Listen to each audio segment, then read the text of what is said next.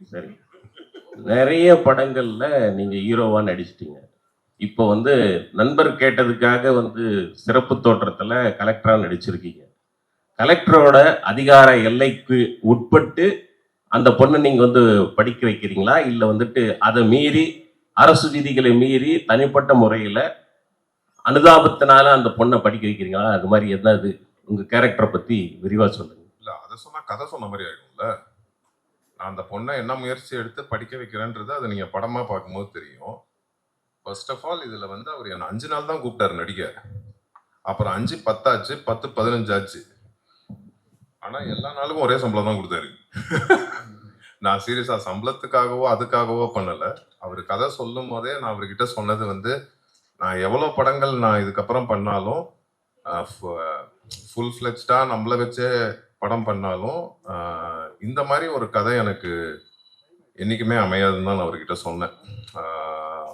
Very first time சொல்லும் போது நான் ரொம்ப யோசிச்சேன். இவர் பெருந்தன்மையா என்னமோ சொல்லிட்டாரு, எடுத்தோன்னே கேட்டோன்னே ஒத்துக்கிட்டேன் அப்படின்னு. நான் கண்டிப்பா ஃபர்ஸ்ட் பயந்தேன், ரொம்ப பயந்தேன். இது எப்படி இது இதாகுமா? ஏன்னா என்னால அவர் ஆரோவுக்கும் ப்ராப்ளம் வந்துடக்கூடாது, அவருனால எனக்கும் வந்துடக்கூடாது, அந்த சுயநலமும் இருக்கும்ல. அதனால ரொம்ப யோசிச்சுட்டு 2வது தடவை கேட்கும் போது அப்புறம் தான் டிசைட் பண்ணேன், சரி இது கண்டிப்பா இந்த மாதிரி நமக்கு அமையாது. அப்புறம் என் ஃப்ரெண்டு கண்ணன் ஒருத்தர் இருக்காரு, அவரும் என்கிட்ட சொன்னாரு, இது மாதிரி இது கண்டிப்பா பண்ணுங்க, நமக்கு நல்ல பேர் தான் கிடைக்கும். படம் பார்க்கும்போது எனக்கு ரொம்ப சந்தோஷமா இருந்துச்சு. கரெக்டான ஒரு படத்துல இருந்தோம். எனக்கு ஆக்சுவலா சுகுமார் சார் தான் அடிக்கடி சொல்லுவார், சார் நல்ல பேர் வரும் சார், நல்ல பேர் வரும் சார்ன்னு. யார் சார், உங்களுக்கா சார்ன்னு கேட்டேன். ஏன்னா விஷுவல் அவ்வளோ சூப்பரா இருந்துச்சு. அப்புறம் படம் பார்க்கும்போது அந்த நம்பிக்கை இருக்கு. இதுல நானோ ரம்யா பாண்டியனோ ஆரோவோ ஹீரோ ஹீரோயின் அப்படிலாம் கிடையாது. ஆக்சுவலா அவங்க கிருத்திகா தான் இந்த படத்துல எல்லாமே. அவங்கள சுத்தி தான் எங்க எல்லாரோட கதையும்.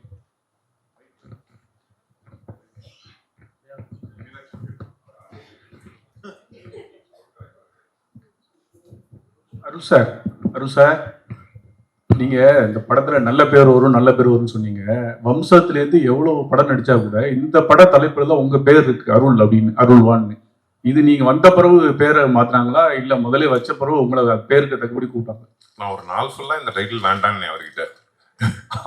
அவர்கிட்ட டைட்டில் மாத்துங்க, நானும் இருக்கேன், இதே டைட்டிலா வச்சீங்கன்னா சரி வருமான்னு. பட் அவருக்கு பொருத்தமா பட்டுச்சு, அதை போய் நம்ம தடுக்க கூடாதுல்ல. அருள் இவர் ஏதாவது சொல்ல வர்றாரு, நீங்க வந்ததே லேட், அவர் எங்க இருக்காரு? நான் 9 மணிக்கு வந்தேன். கார்த்திக் ஒரு நிமிஷம். பல வெற்றி படங்களுக்கு உறுதுணையாக இருந்து வரும், அடுத்த விரைவில் இயக்குனராக அறிமுகமாக உள்ள இப்படத்தின் கலை இயக்குனர் லால்குடி இளையராஜா அவர்களை மேடைக்கிறார். பிளஸ்ஸிங்கா இருக்கும் அப்படின்றதுதான் எல்லாத்துக்கும். அதனால அருள்வான்னு சேர்த்து வச்சுக்கிட்டேன். அருள்வான், அது அவ்வளவுதான். டைரக்டர் சார், அது உங்களுக்கு ஒரு கேள்வி. நீங்க பேசுறப்ப காளி வெங்கட் மனசுல வச்சு கதை பண்ண அப்படின்னீங்க. ஆனா வந்து ஹீரோன்றப்ப அருள்நிதி சாரையும் ஆரவையும் சொல்றீங்க, அவரும் ஒரு ஹீரோ தான். இவங்க 2 பேரும் வந்ததுனால அவரை கம்மி பண்ணிட்டீங்களோ? அந்த மாதிரி இல்ல. அந்த ஸ்கிரிப்டே வேற ஸ்கிரிப்டா இருந்துச்சு, சின்ன ஸ்கிரிப்டா இருந்தது. அதுக்கப்புறம் கொஞ்சம் ஸ்கிரிப்டை மாற்றி தான் இந்த மாதிரி. அதாவது ப்ரொடியூசர் விருப்பம் என்னன்னா, சின்ன படமாக பண்ண வேணாம், கொஞ்சம் பெருசாக பண்ணலாம், ஏன்னா ஃபஸ்ட்டு ப்ரொடக்ஷன் பண்ணுறதுனால கொஞ்சம் நல்லாவே பண்ணுங்க அப்படின்னு தான் இவங்க டெக்னீஷியனாகவும் ஜிவி பிரகாஷ், அருள் சார், ஆரவ் சார், அந்த மாதிரி ரம்யா மேம் எல்லாத்தையும் அந்த மாதிரி கொண்டுட்டு வந்தாங்க. அதனால அந்த படத்தை கைவிட்டுட்டு இந்த ப்ராஜெக்டை ஸ்டார்ட் பண்ணோம்.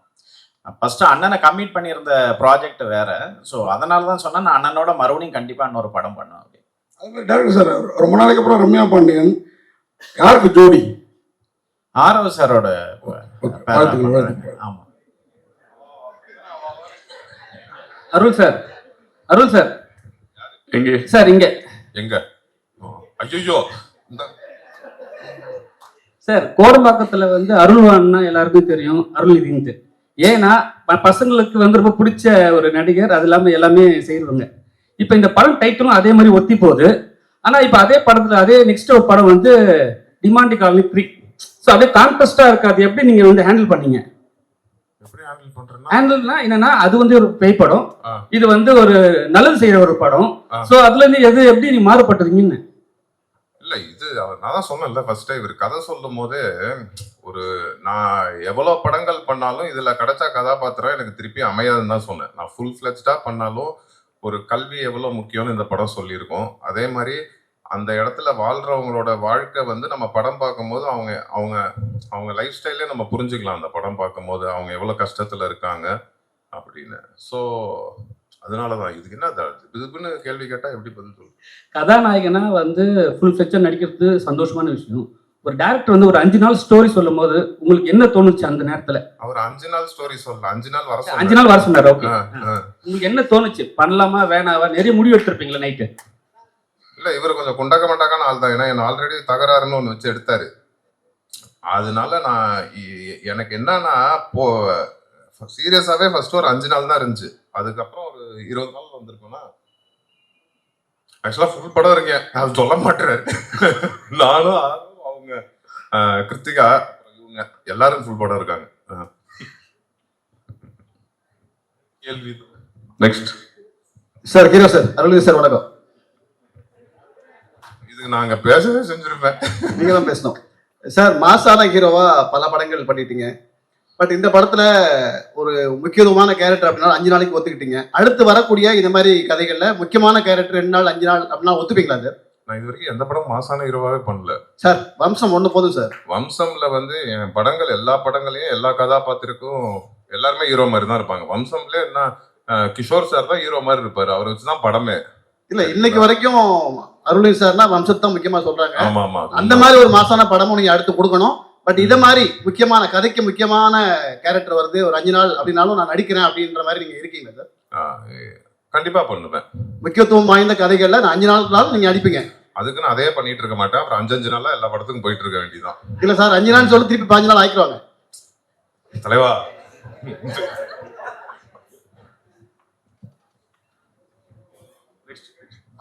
ஆரோவுக்கு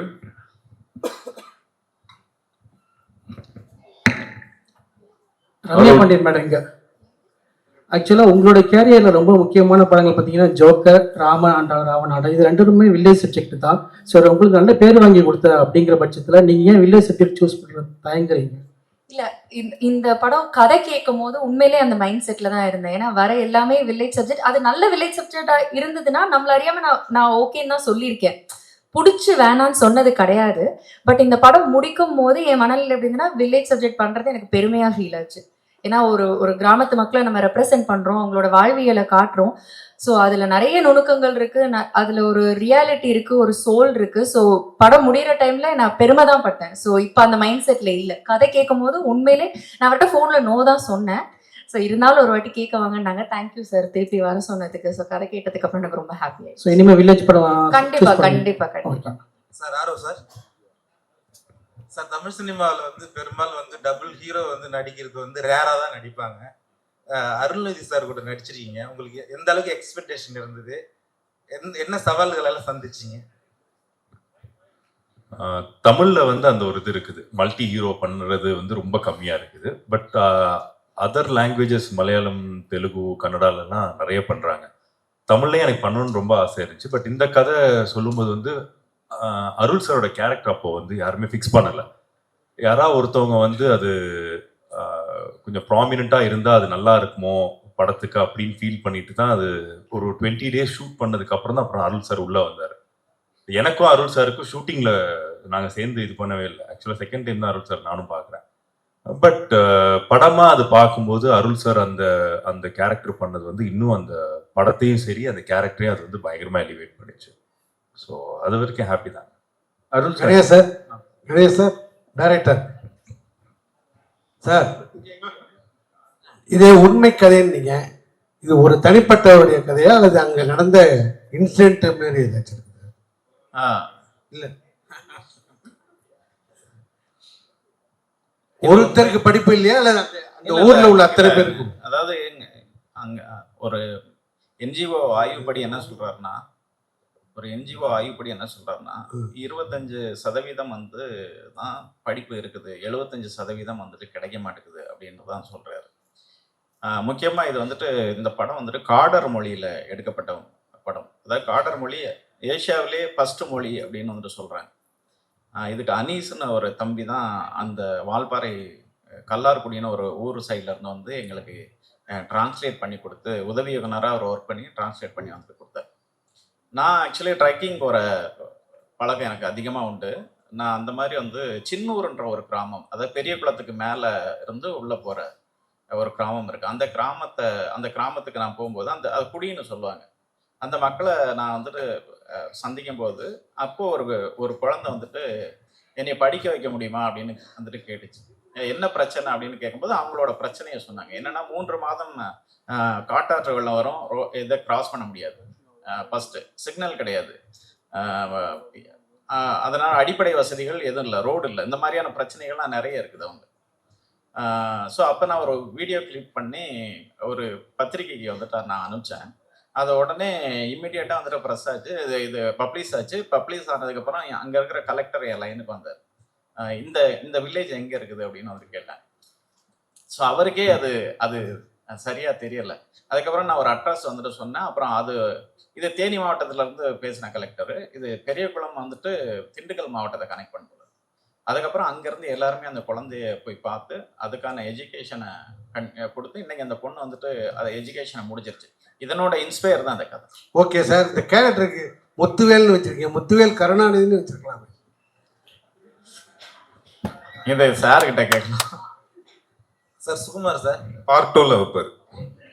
சார் சுகுமார் சார், தொடர்ந்து மலைவாழ் மக்களுடைய கதை, காடு மலைகள் இதே தான் காட்டிட்டு இருக்கீங்க. எப்போதான் வந்து நீங்கள் ஒரு லவபிள் படமாக பண்ண போகிறீங்க?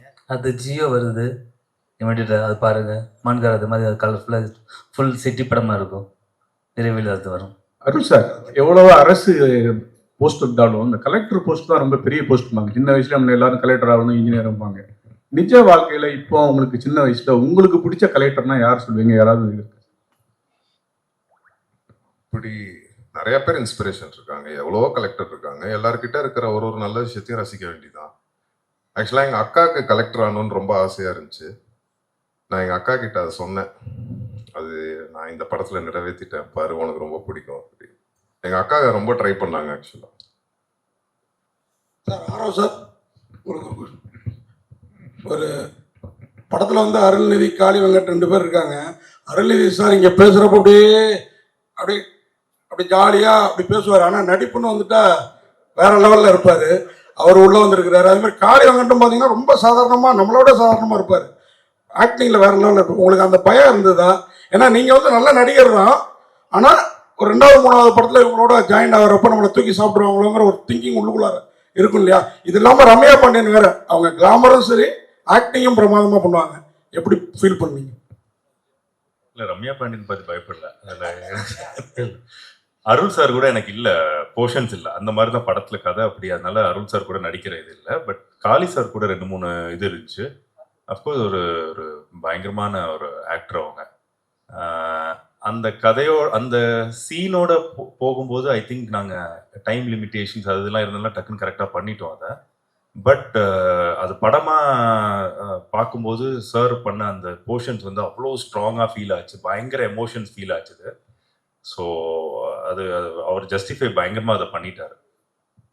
சார் லால்குடி இளையராஜா சார், நீங்கள் பேசுகிறப்ப ஏதாவது கேள்வியாக கேட்டால் பதில் சொல்லுவேன். நீங்கள் மலை ஒரு கலெக்டராக வந்துட்டு நம்ம ஒரு ஃபாரஸ்ட்டுக்குள்ளார கொண்டு போய் வைக்க முடியல. ஒரு சிட்டிக்குள்ளார இருக்கிற ஒரு கலெக்டரை சந்திக்க வர்ற ஒரு குழந்தையோட லைஃப் தான் அதனோட எடுத்துக்காட்டாக பண்ணியிருக்காரு. வேற ஒரு சார் அருள்வந்தி சார், இன்னைக்கு வந்து கல்வி 2026ல் பட்டி தொட்டியங்க எல்லா இடத்துலையுமே கல்வியை கொண்டு போய் சேர்த்துருக்காங்க. ஆனால் இன்னமும் ஒரு சில மலைவாழ் மக்களுக்கு கல்வி கிடைக்கல, ஏழை எளிய மக்களுக்கு கல்வி கிடைக்கலன்னு சொல்லியிருக்காங்க. இதுக்கு என்ன காரணமாக இருக்குன்னு நீங்கள் நினைக்கிறீங்க சார்? இதுக்கு காரணம் தெரிஞ்சா நான் இங்கே உட்காந்துருப்பேங்க, நெஜ கலெக்டராக இருக்க மாட்டேன். அந்த கஷ்டத்தை தான் இந்த படத்தில் சொல்லியிருக்கோம். ஸோ இப்போ நிறைய இடத்துல நிறைய பேர் அதை செஞ்சுட்டு வராங்க. இதுவும் பேஸ்ட் ஆன் ட்ரூ ஸ்டோரி தான். இது உண்மையாகவே எங்கே நடந்தது, எந்த கலெக்டர் அதை செஞ்சார், எந்த ஊரில் நடந்துச்சு, அங்கே பேசிகிட்டு இருக்காரு. இங்கே பாருங்க, முக்கியமான கேள்வி அது எல்லாமே இவர் சொல்லியிருக்காரு. அதை கேளுங்க, அதை ஒரு தடவை கேளுங்க. நிறைய பேர் ட்ரை பண்ணுறாங்க. இன்னும் இப்போ எல்லா இடத்துலையுமே இப்படி இருக்குன்னு நம்ம சொல்ல முடியாது. எல்லா இடத்துலையுமே கல்வி போய் ரீச் ஆயிடுச்சு. இவர் தான் சொன்னார், இன்னும் 20% இடத்துல, ஆமாம் 25% இருந்து இன்னும் கம்மியாக இருக்கும், சீக்கிரம் இன்னும் கம்மியாகிடும் நம்புவோம். சொல்லுங்க, அந்த பேஸ்ட் ஆன் ட்ரூ ஸ்டோரி இல்லை? சார் இப்போ ஒவ்வொரு நாங்கள் எல்லா மலை கிராமத்துக்குள்ளரையும் போகல, இது கொஞ்சம் ஸ்டடி பண்ணும்போது, இந்த கதையை ஸ்டடி பண்ணும்போது ஒரு குறிப்பிட்ட ஒரு 10 கிராமங்களுக்குள்ளார போனோம். சில குழந்தைகள் வந்துட்டு ஒரு 20 கிலோமீட்டர் இல்லை ஒரு சில குழந்தைகள் வந்துட்டு ஒரு 20 கிலோமீட்டர் தாண்டி தான் வந்துட்டு ஸ்கூலுக்கு வந்துட்டு போகிறாங்க. அந்த குழந்தை திரும்பி வர முடியாது. ஏன்னா உங்களுக்கு ஃபாரஸ்ட் தெரியும், அட்டை இருக்கும், எலிஃபண்ட் இருக்கும், இது லப்பர்ட் இருக்கும். ஸோ அந்த மாதிரி நிறைய பிரச்சனை இருக்குது. இங்கே சில இடங்களில் தான் உண்டு உறைவிட பள்ளிக்கூடம்னு இருக்குது. என்னன்னா அங்கே ஹாஸ்டல் அவங்களுக்கு, அதாவது இவங்க வந்துட்டு மண்டே வந்துட்டு ஸ்கூலில் கொண்டு போய் விட்டுடுறாங்க. சாட்டர்டே வந்துட்டு அந்த குழந்தைங்கள ரிட்டர்ன் வந்துட்டு அந்த பேரண்ட்ஸ் போய் கூட்டிகிட்டு வராங்க. இதில் இந்த சம்பவத்தில் இந்த குடும்பங்களுக்குள்ளார, இந்த சொந்தங்களுக்குள்ளார ஏதாவது ஒன்று நடந்தால் அந்த குழந்தைங்களுக்கு எதுவுமே தெரியறது கிடையாது. இதனோட வலி ஒரு பெரிய வலியாகவே இருந்துக்கிட்டு இருக்குது. ஏன் 20 கிலோமீட்டர் போகணும், ஏன் இந்த இடத்துக்குள்ளார இன்னும் பள்ளிக்கூடம் வரலன்னா, அங்கே அடிப்படை வசதிகள் இல்லை. அங்கே வந்துட்டு ஒரு டீச்சர் வந்துட்டு இங்கேருந்து போகணுன்னா டிரான்ஸ்போர்ட் வேணும், வேவ் இருக்கணும். ஸோ அவங்க அனிமலை சமாளித்து போகணும். இங்கே கீழே இருந்து தரைத்தளத்துலேருந்து நீங்கள் காட்டுக்குள்ளார போகணுன்னா மினிமமாக 15 கிலோமீட்டர் மேலே போகணும். ஸோ அதுக்கு நிறைய ப்ரொசீஜர் இருக்குது. ஸோ இதெல்லாம் ஃபாலோ பண்ணி இன்னும் வந்துட்டு சரியான இடங்கள்ல வந்துட்டு சேரலை கல்வி. இதை கொஞ்சம் கொஞ்சமாக சேர்த்துக்கிட்டு இருக்கிறாங்க. இந்த மாதிரியான படங்கள் வந்துட்டு இப்போ மக்களை போய் ரீச் பண்ணும்போதும், அஃபிஷியல் ஆஃபீஸர்ஸ் இதை பார்க்கும்போதும் அவங்களுக்கு ஒரு வந்துட்டு நல்லது நடக்கும் அப்படின்றதுக்காக தான் இந்த மாதிரியான ஒரு ஸ்கிரிப்டை வந்துட்டு நான் பண்ணியிருக்கேன்.